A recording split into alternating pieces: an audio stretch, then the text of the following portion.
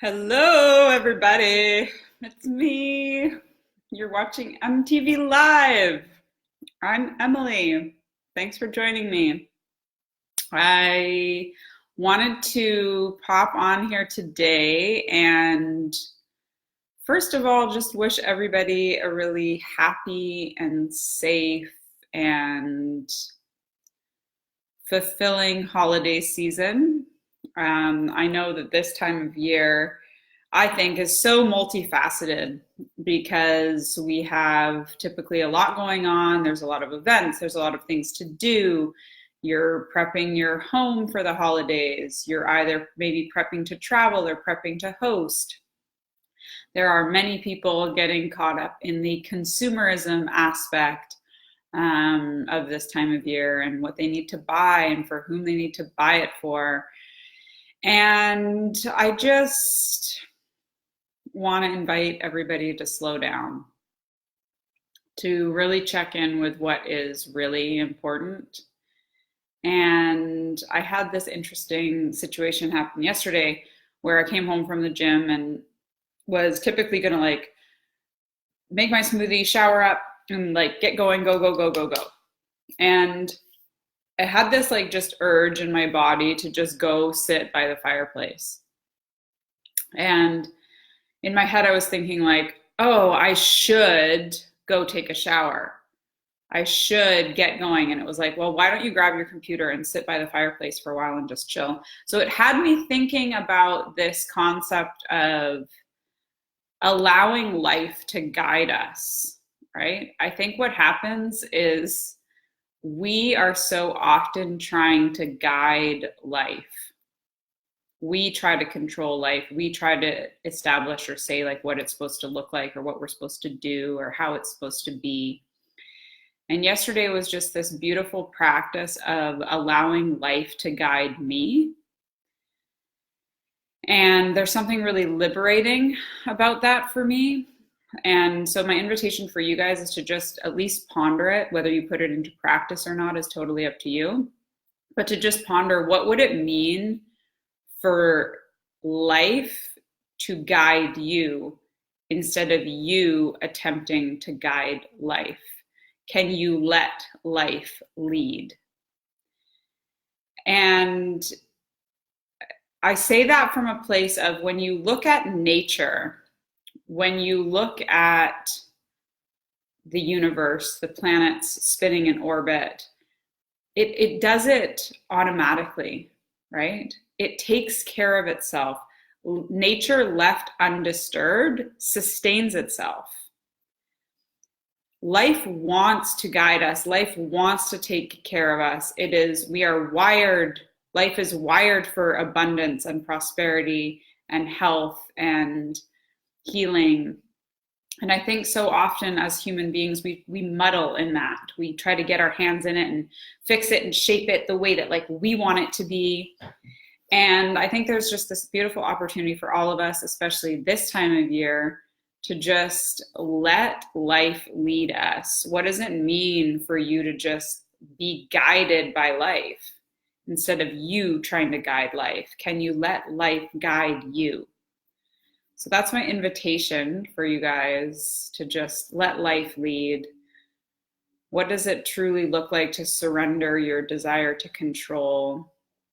Can you track your shoulds? And can you surrender what you think you should do and follow the intuition of your heart, of your gut? And can you let life lead you instead of you trying to lead life? I don't mean resignation when I say that. I mean a tapping into your gut, your intuitive sense. I was reading recently that your intuition is your soul, is how you listen to your soul. Your intuition is how you let your soul lead.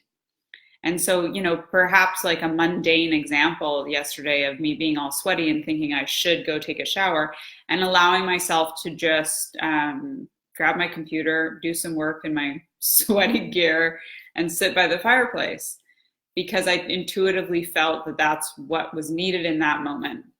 who knows what will come out of that time that I spent by the fireplace, but it's not for me to decide, right? I have to continue to be in the practice of letting life lead me, of letting life guide me instead of me trying to guide life. And so that is just kind of my little contribution and 2 cents for the day. If you have signed up for my newsletter, I want to thank you for doing that. And if you would like to join my newsletter, my mailing list, I'm finally getting on like the email train. For a while, I never did it because I found myself constantly unsubscribing from people's things.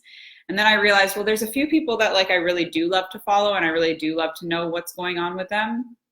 And so I decided that I am gonna, take that step forward. And so I've created a mailing list. If you want to join and you want to know like what's going on, or sometimes I'll share resources or stories or videos or stuff like that. I'm only going to send an email like not even twice a month, you guys, maybe once a month, maybe twice if there's like lots going on. You can do so at my website, emilylieb.com. There's a link at the bottom, or I can post a link in the comments as well on this video. I'll do that after if you guys want to stay in the loop.